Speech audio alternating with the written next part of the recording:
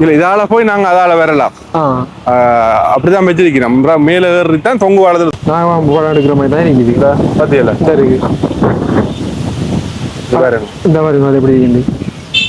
அதான் நாங்க சிவலிங்க பூ. ஆனா இந்த இதுல என்ன பாருங்க, உள்ள வந்து வௌவால் தான். ஆமா, எப்படி இருக்குன்னு பாருங்க. வௌவால்கள் வாழ்ந்து கொண்டிருக்கிற ஒரு பூங்காவா பார்த்தீங்களா எப்படி இருக்குண்டு.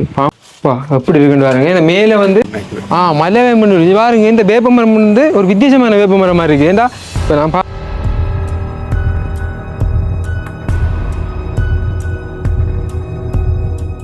என் நெஞ்சங்கள் அனைவருக்கும் வணக்கம். நான் உங்கள் சதீப். எம்எல்எஃப்லாம் அப்படி இருக்கீங்க, நல்லா இருப்பீங்க நம்புறேன். பக்கத்தில் நிற்கிறது வந்து பார்த்தீங்கன்னா சுதர்ஷன் அண்ணா, ஒரு மிகப்பெரிய ஒரு ஜேர்னலிஸ்ட்னு சொல்லலாம். அதாவது பல காலமாக வந்து மீடியா துறைக்குள்ளே வந்து பயணித்து கொண்டு இருக்கிற ஒரு ஆள். 2-3 வருடங்களுக்கு முதல் இருந்து அண்ணாவோட பழக்கம், நிறைய தொடர்புகள், நிறைய விஷயங்கள் வந்து எங்களுக்கு சொல்லித் தருவார்.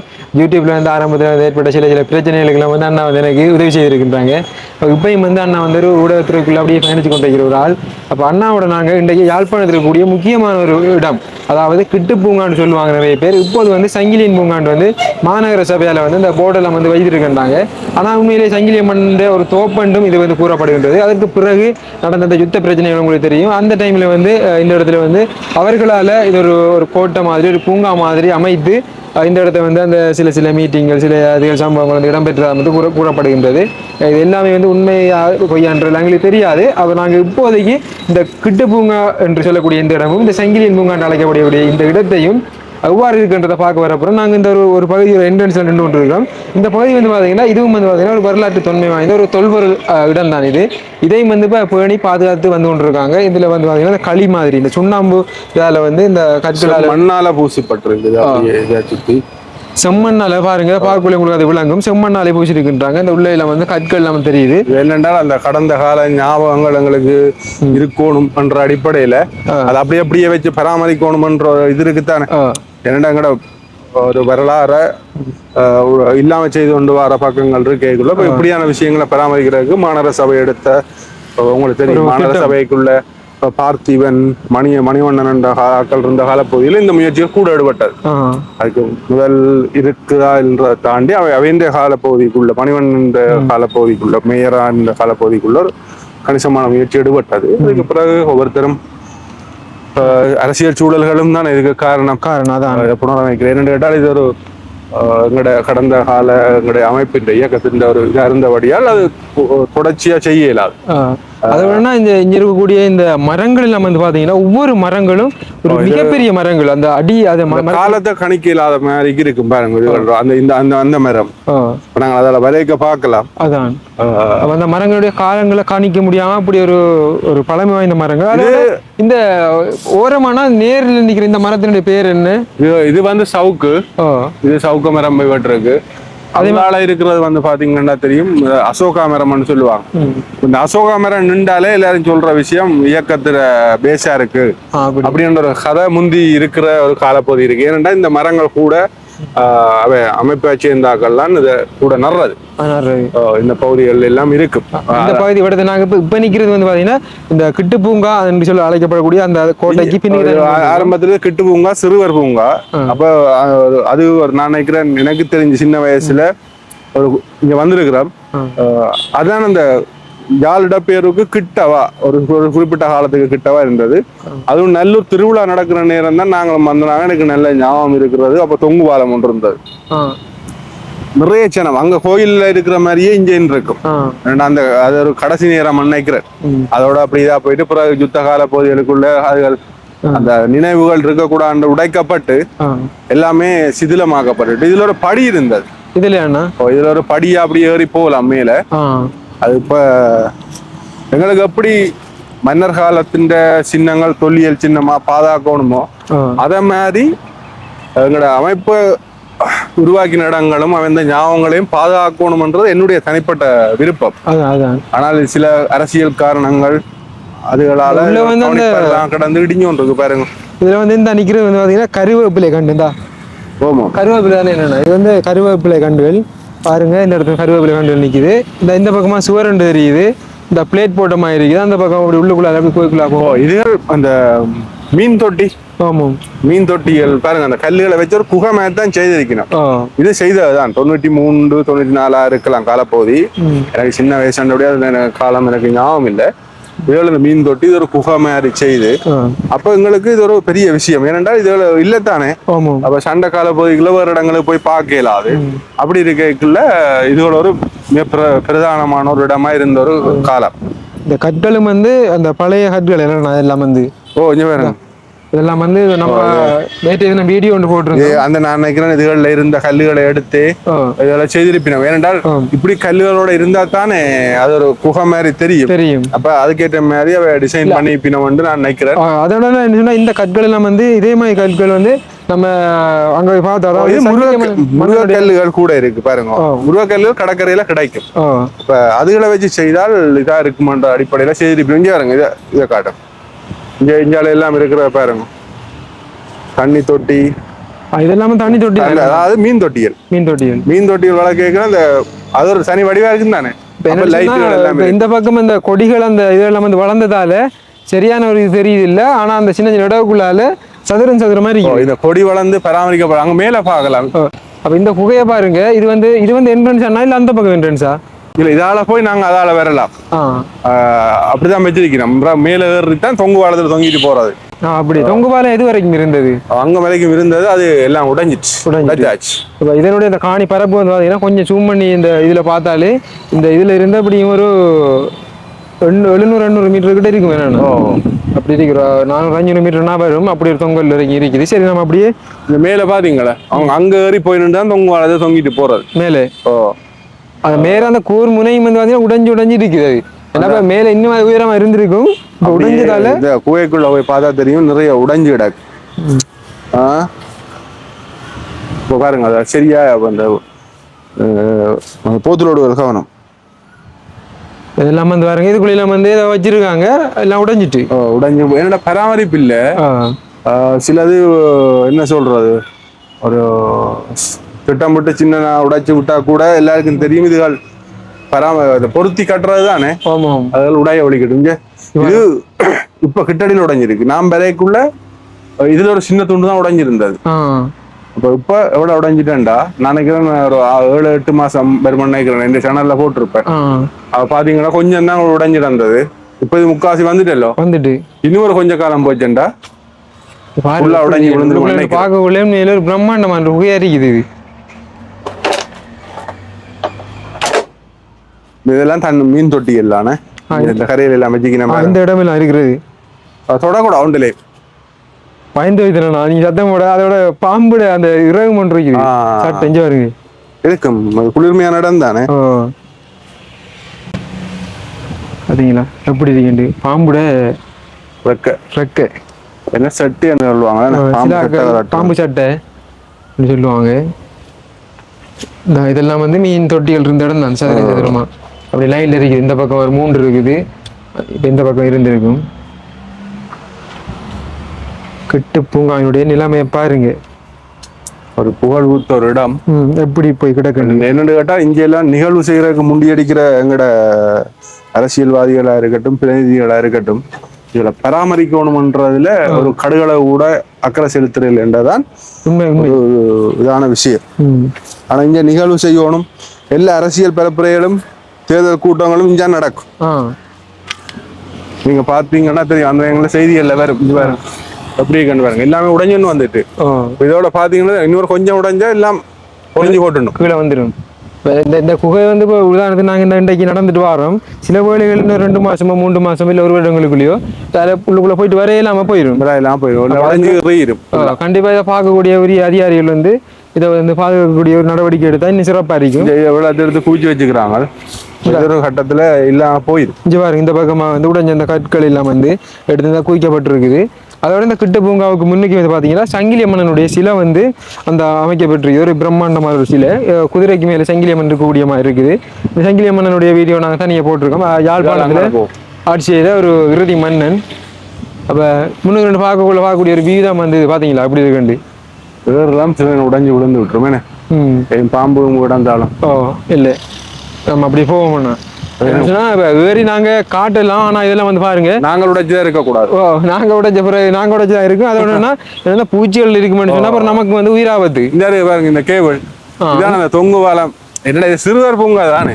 அப்புறம் சும்மா நார்மலா ஒரு இதுல ஒரு பூங்கா செட்டப், சிறுவர்கள் மட்டும் போகக்கூடிய மாதிரி. அந்த பேர் அந்த இதான் கிட்ட பூங்காண்டு வச்சு போட்டு ஒரு பொழுதுபோக்குற ஒரு இடமா இருந்தது.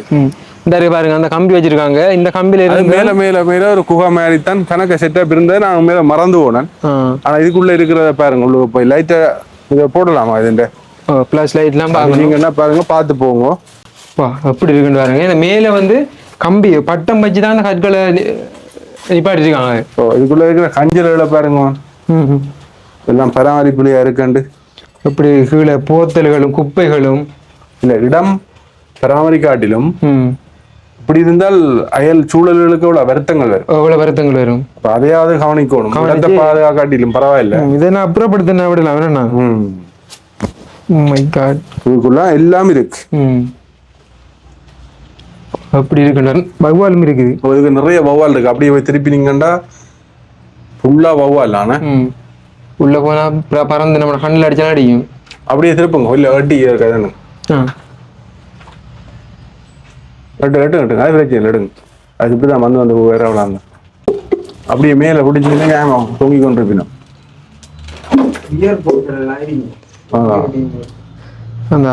அதான் ஒரு இடம் உள்ள வந்து வௌவால் தான்.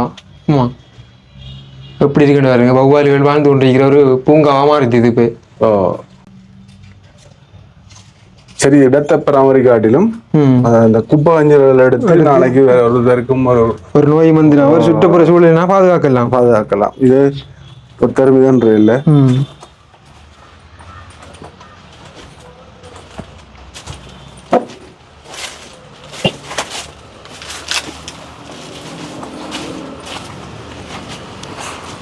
இப்படி ஒருத்தர் வீட்டுக்கு காணி இருக்க மாட்டா என்ன நடக்குன்னு சொல்லுங்க. எவ்வளவு தூரம் வருத்தம் பெறும், அந்த வருத்தம் இந்த வருத்தம் வருமானு நிறைய வழக்கு போட்டிருப்பாங்க. ஆனா இது வந்து ஒரு பொதுவான ஒரு இடம். பொதுவான இடம், இன்னும் பராமரிக்க வேண்டிய விஷயம். இதுக்கார் வழக்கு போடுறது அதுதான். இது பாத்தீங்களா அப்படி அந்த மேல இருக்கிற கல் எல்லாம் வந்து உருண்டு கீழே வரைக்கும் தான் வந்துட்டு இந்த பகுதியால அப்படியே இது ஒரு காலப்போக்குல அப்படி உடைஞ்சு போறதுதான். இந்த மரங்களை பாத்தியல. இந்த பாருங்க இந்த மரத்தினுடைய அந்த மொத்தத்தை அடி இதை எப்படி இருக்குண்டு. இது வந்து வேப்ப மரம் என்னன்னா மலை வேம்பன். மலை வேம்பன். இது பாருங்க இந்த வேப்ப மரம் வந்து ஒரு வித்தியாசமான வேப்ப மரம் மாதிரி இருக்கு. ஏன்டா இப்போ நான் பார்த்துருக்கேன் அந்த வேப்ப மரத்துடைய பட்டைகள் எல்லாம் வந்து அந்த இருக்கிற விதம் வந்து வேறையா இருக்கு. ஆனால் இந்த மரத்தினுடைய பட்டை வருங்க. நான் இப்போ வேப்ப மரம் வந்து இலைய வச்சு தான் மதிச்சேன் நான். இதுதான் மலை வேம்பண்டு. மலை வேம்பு பாத்தீங்களா அப்படி இருக்குண்டு. இது பக்கத்துல இழுப்ப மரம் தெரியும் தானே. இழுப்ப மரம். இப்போ இதையும் காண்றது அரியா போச்சு. நான் இப்ப பார்த்த வேப்ப மரத்துல இது ஒரு பெரிய வேப்ப மரம் பண்ணாது. இதான் மிளவம்பு. இப்போ இருக்கும் அதிகமான இடங்கள்ல இந்த மாதிரி தான் வளரும். அதுல குருவிச்செயல் வளர்ந்து அந்த மரத்துல வளர்ச்சியை என்ன முள்ளு மாதிரி. இது என்ன ஒரு மருத்துவருக்கு பயன்படுத்துறது ஊமத்தங்காயோ அந்த காயை வந்து முள் காய் ஒரு வருத்தத்துக்கு பயன்படுத்துவான். அது ஃபுல்லா வந்து நிக்கு. இந்த எல்லாம் வந்து இந்த கீழே நிக்குது. இது ஒரு இழுப்ப மரம் தெரியும் தானே. இழுப்ப பூத்தா அப்படி வாசமா இருக்குமான். இழுப்பம்பழம். அந்த நிக்கிற மரம் என்ன மரம்? அது சிவப்பு பழமா காய் மரம். என்ன மரம் இதா? இது இந்த அழகுக்கு பயன்படுத்துறவ. இது வளர்ந்துச்சு நல்லா பெருசா வளர்ந்துட்டு. எவ்வளவு உயரமா வருங்க. வீடுகளுக்கு முன்னுக்கு வைப்பினா மரம் அழகுக்கு வைக்கிறது மரம். இப்ப இந்த இடத்த வந்து என்னென்ன பயன்படுத்தப்பட்டது? இதான் சிலை அதுகள் வச்சு ஃபுல்லா உடைச்சிட்டாங்க. பாத்தீங்கன்னா தெரியும், தண்ணி தடாகம் மாதிரி வச்சு தண்ணி சீர்ப்பாயிரும். அப்ப அதுதான் ஒரு பெரிய கண்டுபிடிப்பு. அந்த காலத்துல தண்ணி சீர்றது அது அதை பாக்குறதுக்கு விருப்பம். இப்ப அசோகா மரம் தெரியுமா? அசோகா மரம் இந்த காய்ச்சிருக்கு நல்ல காய்ச்சிருக்கு. அசோகா காய். இது நான் என்ன இந்த காயை தேய்ச்சி போட்டு அப்படி காலில் வச்சு அப்படி எரியும்.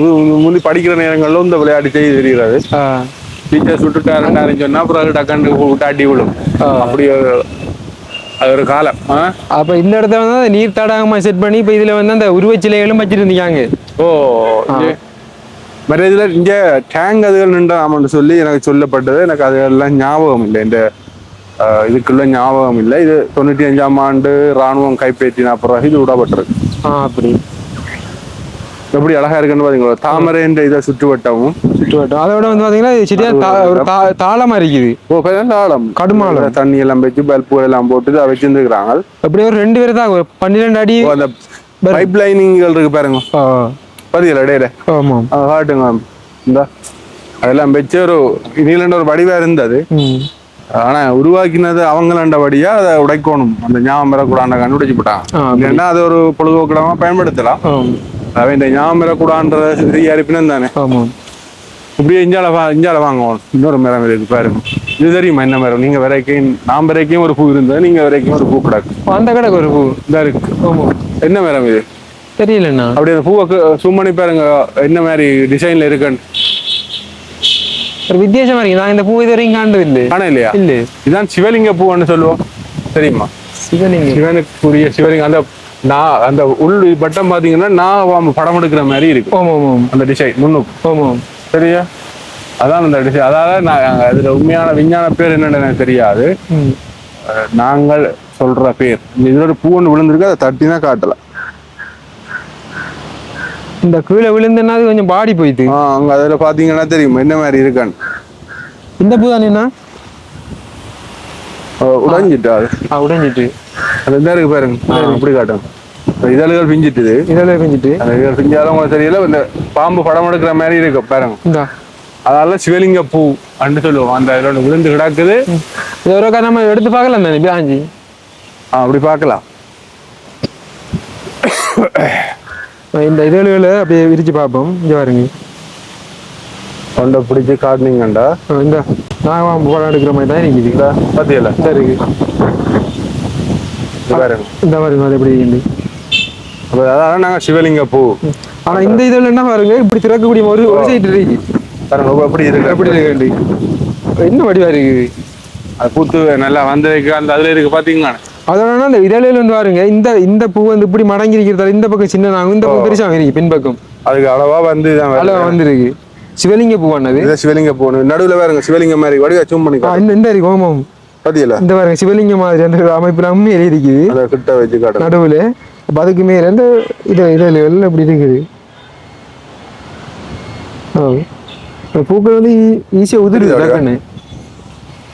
அதாவது சிவலிங்க பூண்டே சொல்லிடாது. நான் இது பிரதேனியா கண்டி பூங்காவில பார்த்தேன். பெரிய காய் இது. இந்த காய் நான் இந்தியால காணையில, அங்கதான் முதல் பார்த்தேன் இந்த காயை.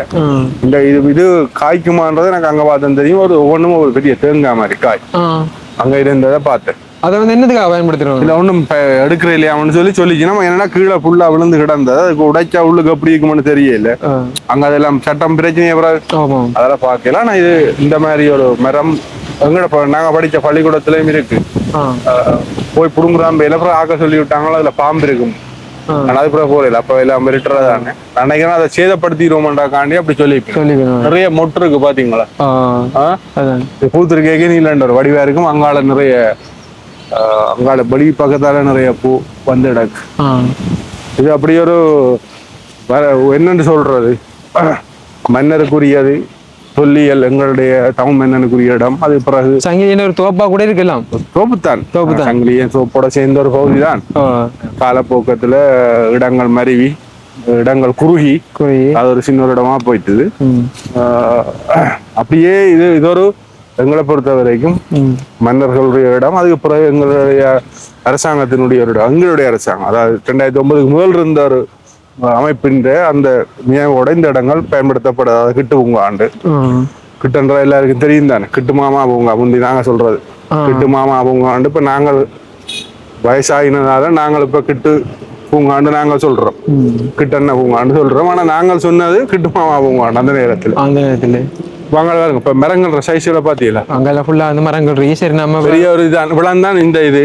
மிச்ச இடம் எல்லாமே வந்து அழிக்கப்பட்டுட்டு இங்க எல்லாம் பாத்தீங்கன்னா தெரியும், எல்லாமே வந்து வெட்ட வெளியாக்கப்பட்டிருக்கு. இப்ப இங்க அரசியல் மீட்டிங் நடக்கிற ஒரு இடமா மட்டும் மாறி இருக்கு. அவ்வளவுதான் இதுல. அப்ப ஓகே சரி, ஓகே. அண்ணா வந்து டைம் ஒதுக்கி எங்களுக்கு வந்து மிச்சம் சந்தோஷம். நன்றி நன்றி. ஊடகவியல் அந்த பொறுப்பை வந்து இன்றைய நான் இது எவ்வளவு வந்து என்னன்னு சொல்றேன், நான் அறிஞ்சது எனக்கு ஞாபகத்துல இருக்கிறது. ஆக என்ன நிறைய விஷயம் மறந்துட்டோம், நிறைய விஷயம் ஞாபகம் இல்லை. அப்ப தெரிஞ்ச விஷயங்களை சொல்றது.